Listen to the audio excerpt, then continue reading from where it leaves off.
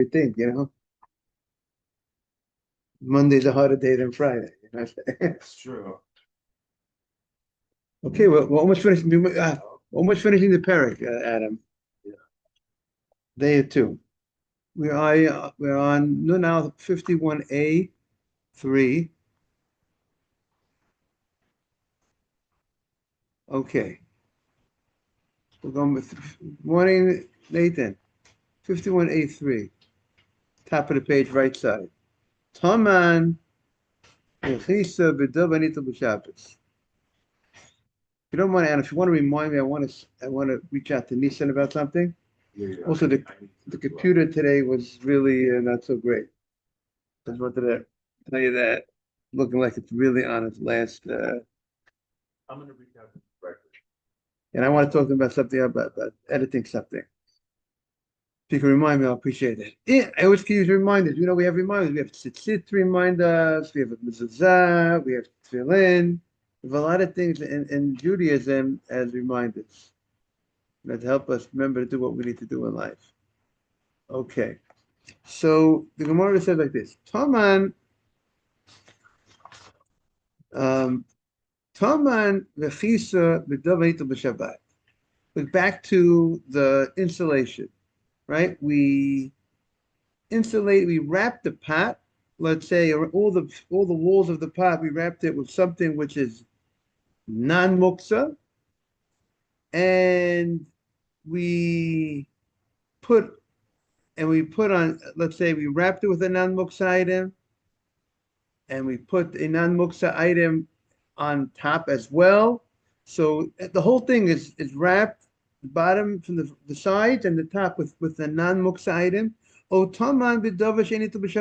I wrap the walls with something which is muksa, but the chisa but the top of the covering of the food, I covered with something which is not muksa.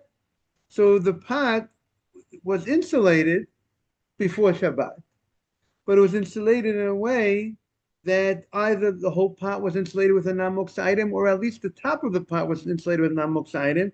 So then I have no problem. Harizeh on Shabbat itself, notel, I could take the pot because at least the cover, at least the bare minimum is the cover. Top of the pot is insulated with a non-muksa item. I could take off the cover. I could take the pot on Shabbat, take it out, take whatever food, put it back into that insulating stuff. But um, if taman the chisa b'shabbat, but if it was insulated on the walls of the pot and the top of the pot with something which is a muksa item, now I'm stuck. I have a problem. But how can I get to the food get to the pot if it's insulated even on the top with a muksa item? I can't move muksa on Shabbat. Or shetama b'dav b'Shabbat, or even if I wrap the walls with something. Good morning, Simon Boker Tov. I wrap the walls with a non muksa item, but the top of the pot was insulated. I mean, so if I want to get to the top of the pot, it was insulated mugulam, but it was covered with davar she'eni b'Shabbat. Now I'm stuck because I have. Simon, we're on 51A3 on the right column, 51A3. But if the access to the pot, the top of the pot is wrapped, insulated with a muksa item, I have a problem. But the Gemara says like this: if let's say the top of the pot, which was insulated with a muksa item, wasn't totally, there was a little spot, there was a spot there that was not wrapped, was not fully covered, and therefore it was this excess. There's an area on the top of the pot which is not muksa. So meaning to say, it would seem this could be a proof from this Gemara that even if something is not 100% insulated, if it's 98% insulated, that's called insulated. You don't say that, Rabbi, it wasn't covered 100%. If it was 90, 90, 90, they talk about how much you have to leave in order for it to be considered it's not insulated. Some say leave a whole side of the pot that's not covered. I think some say whatever is the normal amount that you would leave when you're not interested in insulating. When you're not really interested in when a person who insulates wouldn't leave that amount. We have to look into the halacha exactly how much you have to leave. It has to be something of significance to show that you're really not that it's not a real insulating story that you're really doing over here. So that's here's even if it's insulated, but there's a part that's that's non muksa on the top. Let's say on the top of the pot. So notel umarzir. So since you could hold the pot in the spot that's non muksa, so you could go ahead and take off the cover, take off that pot, that part. The fact that the muksa falls off, but you're not holding the muksa directly, and so it's like it's like a tilted side. You're holding from the side, and for the purpose of non-muksa, you're doing it, but you want to get to the food, so it's allowed, and and the imlav, and if it's not uh if part of it is not revealed, the whole thing is muksa on the top. The whole top is muksa. You can't get to the pot because the insulated the top of the pot, which is covering the food, with the top of the pot, which was insulating the food, which insulating the pot is not accessible because it's muksa on top. And lav, then you're stuck with turning the page. Ain't an hotel about there. So then you can't take it and get to it. Um, now,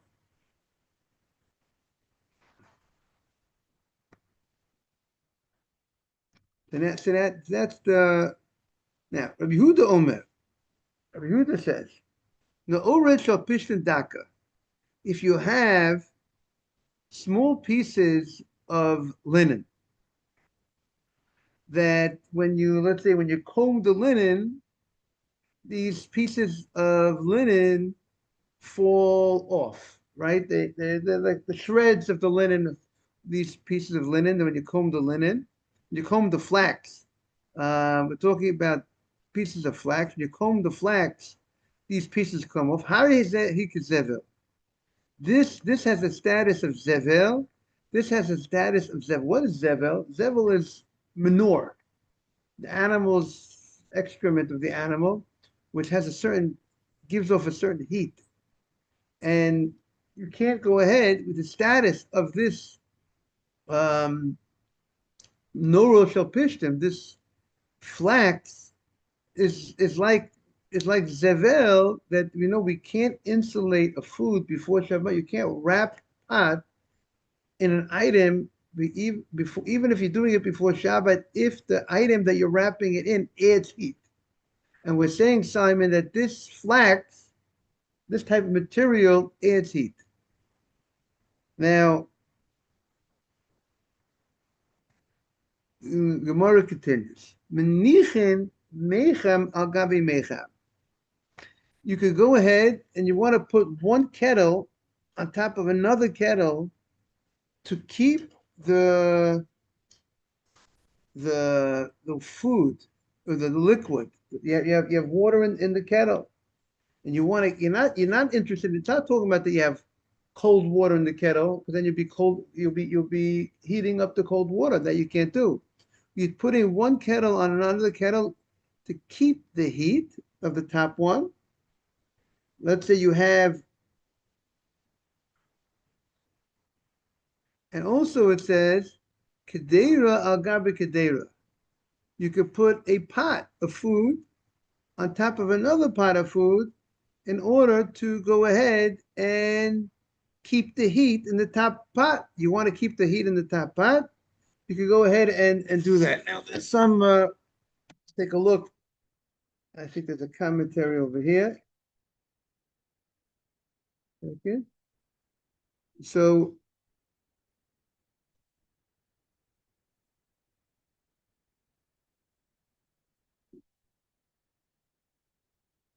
So we say like this. Yeah, they have the mecham is, let's say, Rashi says it's a copper kettle that's made to heat up water. If it has hot water in it, the commentary says you could put on another mecham that's even more hot, right? Because if you want to keep the hot and the heat in the first pot kettle, you would have to put on something that's even stronger in the heat generally to keep the heat. Stronger than The top one, okay. right? Stronger, more heat. Now the question is the bottom kettle on the fire? When I'm putting this kettle on top of that kettle, so that's a discussion.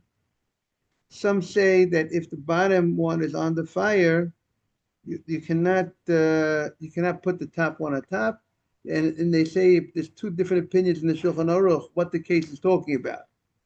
Now, obviously, to have the bottom kettle on the fire, most probably is talking about when the food is totally cooked, I mean the liquid is totally cooked, and it's not adding any. Let's say totally cooked. It's not getting better. It's not being improved. The water, just the water is more water is coming out. The longer it's cooking, the bottom one is cooking. Therefore, there's no concern that you might come to stoke the fires. Let's say you could say. So you could put the mecham al gabi mecham or kedeira. Well, let's say you have an earthenware utensil pot that has hot food, got some hot kugel in there, hot cholat in there. Al gabi boiling hot cholat al gabi kedeira. You could put it on another pot that's even hotter. Because again, there's no issue because everything is fully cooked. You're not cooking. The top one is not being cooked by this process. Of a low manich. By the way, Adam, you can tell your friend we missed him if you want to say it. First, we got to tell him that we're so happy that he came last week, doing the positive sense. Let's say we missed him. We'd love to see him again. Right, Simon? Of a low kedera gabi mecha. But we're going to go with the other text. The other text is because Rashi likes Rashi brings a different text. Ukedera al gabi mecham. Similarly, you could put a pot on top of the kettle, or mecham al gabi kedera, or put the mecham on top of the on top of the either the pot on top of the kettle or the kettle on top of the pot. Now the other text has you can't put the kedera you can't put the pot on top of the kettle and not the kettle on top of the pot, and because the pot is some explain because the pot is very hot and it adds heat to the kettle, and if you put the kettle on top of the pot, so some want to say maybe it might look like cooking, and that's how some because you only have a right to keep the heat, but if you go ahead and it's going to actually add heat to the top one, so some say good morning Asaf that's a problem. But the other we're going to go with the text that says you could do that they're not concerned for that.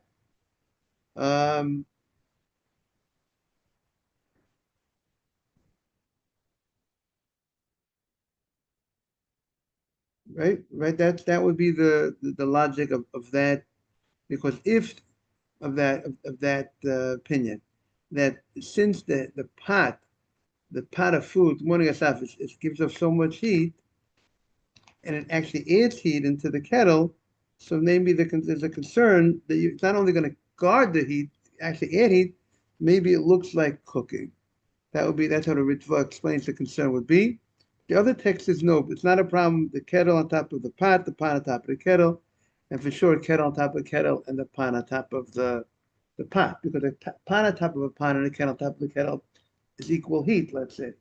The only thing would be if you learn that the bottom one is on the fire and the top, then you would have to ask yourself, the bottom was on the fire, so even in the case when the kettle's on top of the kettle or the pot on top of the pot, it should be a concern of Maradayan.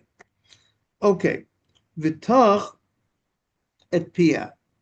and you could go ahead and you could close the mouth of the, if you want to go ahead, there's a cover on the pot, and you want to seal it better, right?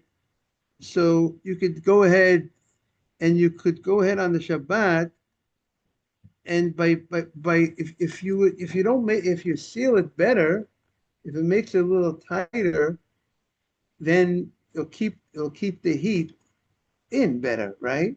It will keep it, so you're allowed to go ahead on Shabbat and take dough that you already kneaded before Shabbat, KNEAD, right? One of the melachot, you can't take flour and water and make it into a dough on Shabbat, right? You can't knead bread, knead dough on Shabbat. It's one of the melachot of Shabbat. Is kneading. You can't bake, you can't grind. These are some of the things that you can't do, right? Part of the process of making bread is, there are many sifting, you can't sift. There's many things related to baking bread. In the Mishkan, they had the lechem aponim, right? They baked bread. They had the 12 showbreads, and you can't. That's work. It's work to bake. Baking is work, and therefore many of the things that go involved in the process of baking are forbidden on Shabbat, right? We already mentioned that we got a few on the deal of the 39 malachot: grinding, sifting, baking, kneading, right? These are some of the malachot.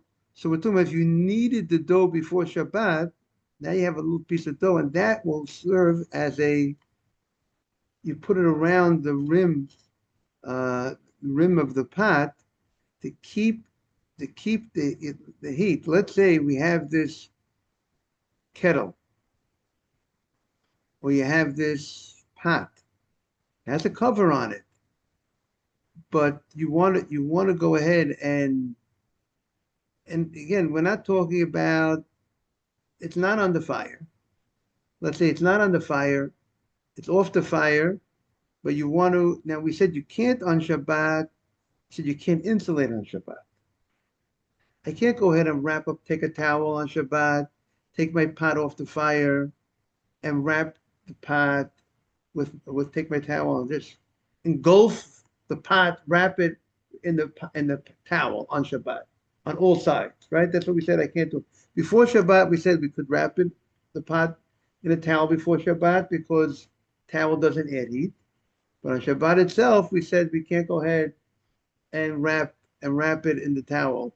But with that being said, I could still I could still place some, around the opening of the pot, right? The top of the pot, which has the cover, I could still put dough, which now you can, and the dough is not mukseh, because you could say really dough, you have raw dough should be mukseh. What you eat raw dough? I don't eat Adam. I don't eat raw dough. Do you eat raw dough? I think but raw dough would be just like flour. Flour on Shabbat is muktzah. What do I got to do with flour? Can't do anything with it on Shabbat, right? Take a 5 pound bag of flour. Should be muktzah on Shabbat. But dough should also be muktzah on Shabbat. I have no use for it on Shabbat. But here I designated, I needed the dough for this purpose, right? I designated for this purpose of using it to help keep the heat in the pot, so I could go ahead and take this dough on the Shabbat that I already needed before Shabbat and place it around the pot to keep the heat in. And they bring from Rabbeinu Parachia that this allowance of placing the dough around the pot, the cover of the pot, is talking about with dough that's not muksa. See, he says, so he disagrees with what I said before, because he says because the dough is fit to give to the dog. It's dog. You could use it for your dog. You could use it for your dog or your cat. I'm not saying everybody would agree to that. We have to look into that. But he says, therefore, that's why it's not muksa. But the Pri Megadim says what I said. We're talking about when you designated. No, he says something. He says when you designated it to give to the chickens, meaning not just dough is not mukseh because dough is not because dough is not mukseh because it has the ability to be used for dog food or cat food. Rather, he says you actually designated the dough for the purpose of giving it to the chickens.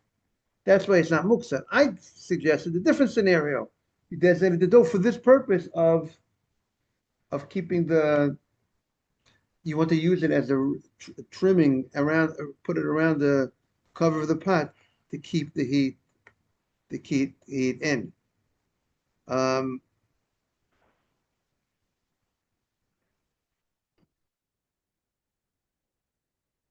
Now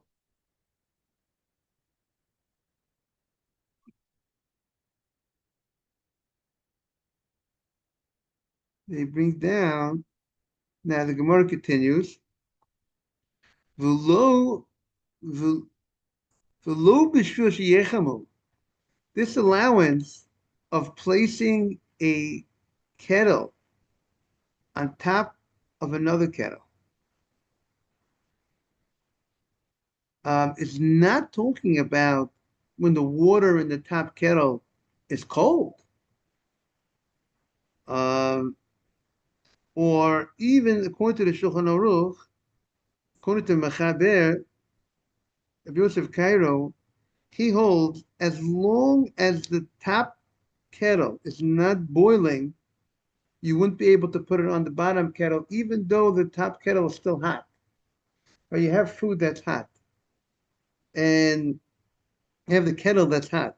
But if it's not boiling hot, then if you have water that's not boiling, that boiling would mean if you put your finger in, you would have to move your finger out, right? Yeah, so it's too hot. Certain boiling point, it's a certain type of heat. So then he holds, I think it's subject to cooking or recooking. It'll be a problem. You can't take food, liquid, that even though it's fully cooked once upon a time, but if it's not boiling, you can't put it, you can't do something that's gonna bring it back to that you can't put it back on top of another pot. However, the the Chafetz Chaim Mishabura says that um, something that does not was if it wasn't completely cold, if it was still warm, it's not subject to if it's not it wouldn't be a problem of cooking, and you would be able to put it on top of that pot, on top of another kettle, even if the bottom kettle is boiling hot, the top kettle is not boiling hot, but the top kettle was already cooked. The water was already cooked and did not cool down yet, even though it's not boiling, according to let's say many Ashkenazim, you would be able to put that pot back on top of that kettle, and it's not subject. We're not going to say it's cold. It's cold that you recooked. It's a new cooking, since it never reached the level of cold once it was already cooked. However, the Shulchan Aruch, the Sfardim will be more strict on that, and also writes that if it's a dry food, right, on Shabbat, a dry food that was already cooked is not subject to recooking, right? That's why the Sfardim, they'll take out on Shabbat, they'll take out from the refrigerator piece of kugel, piece of deli, piece of schnitzel, right, Simon? If it's already cooked, they'll put it on the they'll put on the plata, right? They'll put it on the plata on Shabbat. They'll put it on the blech on the plata, because since it was already cooked, they're not putting it directly on a fire. If you put it on a fire, it looks like cooking, right? You wouldn't put it on a pan on a fire, but they would put it on a morning on a blech or the plata, which is used as a warmer, right? The plate, right? That electric plate, that's what they call it, Simon. So therefore, that is the Sfardim don't have a problem with that, but they would not put a soup a liquid on a plata that was already, even though the liquid was already cooked before Shabbat, right? They make a distinction between liquid and solid, correct? That a liquid that was already cooked before Shabbat, it's subject to recooking. There's a concern, we're strict and we say there's a concern that if you take a liquid item that's cold from the refrigerator and you reheat it, that's called cooking, even though it was once cooked. So therefore, on Shabbat, you don't reheat. You wouldn't warm up on Shabbat. You wouldn't put on the plata, right? Manuel, they say, what's the name proper? How do I pronounce your name proper? What? Manuel. Okay, I got close. Okay, I'm getting closer. I'm getting hot. We're talking about getting hot, right? Manuel, right? So the case of the Gemara here is talking about the issue of water. So here it's also this we see when the Gemara is saying here that you will not be able to take the water, the liquid, to go ahead and reheat liquid. And the question here is, you know, see, the question would be, let's say you have food on you have food, you had a tea kettle on the stove, on the plata or whatever it was, on the blech, and the fire went out. So if the tea kettle, and then you just realize it, now tea kettle, if the tea kettle is boiling hot, it's still boiling, so then you would be able to put it onto the plata. Let's say you have two platas in the house for different foods, and this plata is not working, but it's still boiling hot. You can put it onto the other plata because it's already still boiling hot. But if it's not boiling hot, the water, even though it was already cooked, but it will cool down. If it's not boiling at this point, then it's the Sfardim would say don't put it on the plata. Ashkenazim might say you could still put it on the other plata, because since it's still a certain amount hot, and it was already cooked before, right? And you're not putting it on a fire, you're putting it on a plata, on something that's a plata of something, then the Ashkenazim would be more lenient. But that's what they can put. But lo b'shusha, it's not because you're heating up the water. It's not that it's cold. El b'shusha mishamorim. The allowance of putting one kettle on top of the other kettle is in order to keep it warm. And Rashi gets into a different issue, or Rashi gets into the different issue. If you look on the Rashi and Nun Aleph, maybe we'll just touch on the Rashi. Look back on Nun Aleph of an Aleph on 51a on the bottom of the page. Right? We talked about if you insulated the pot with a non-muksa item, right? You wrap the walls of the pot before Shabbat with a non-muksa, but the top of the pot you wrap with a muksa item. So we said if that was the case, so if the top of the pot is wrapped with a muksa, how can I get to the pot? I have the pot. This is the top of the pot. And if I want to get to the top of the pot, but I wrapped it with a muksa item. If the wrap with a muksa item, I'm stuck, right? Once I'm stuck, I have a problem. So Rashi says, Imein miksas pia megula.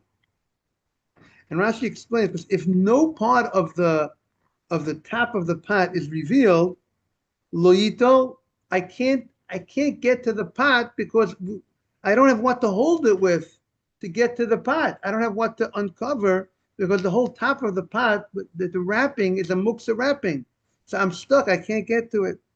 So Rashi says, what's the problem? Since we're talking about, even the case is, it's true, the top of the pot is what is muksa. The cover, the top area which covering the pot, that's insulating the pot is muksa. But if the walls of the pot, if the insulation on the sides of the pot are non-muksa, so even if the muksa is on top, why can't I go ahead and move this is not muksa. It was insulated here with non-muksa. This top was muksa. So why can't I just go ahead, take this pot, move it, shake off the. Since this is not muksa, pick this up and shake off the muksa. So what's the problem? So Rashi says the problem is when you put the cover, you have a cover on the pot and you insulate it on top with a muksa item. So now the pot is supporting the muksa. And if the pot is supporting the muksa, so then it becomes a basis. You're supporting the pot itself is supporting muksa, just like if you have a table on Shabbat, and if you put candlesticks on the table before Shabbat, if you don't put, maybe you put some. Good morning, Jess. Maybe you put jewelry over there, but if you don't put, but Ashkenaz we put chal on the table. The fact that we put chal on the table, so when the lights go out of the candelabra, we can move the table because the table was supporting the challah before when Shabbat entered. It wasn't only supporting the fire. And we say that the significance of the challah makes it that the table is not considered just support. We don't look at it just as supporting mukseh. We look at it if we're supporting a non-mukseh item, and the non-mukseh item we're going to consider important enough that it's not considered, the table does not become mukseh as a result of that. So that's what Rashi says. Because it was supporting the mukseh, therefore you can't just take the pot and move it and shake off the mukseh because the pot becomes mukseh. When you support mukseh, you become mukseh. People who support wicked people become wicked. Support righteous people, you become righteous. Have a great day, everybody. Thank you, Manuel. Thank you for joining. Every moment counts. I see a smile on your face. Yes. Asaf, have a great day. Simon, a great day to everybody looking forward.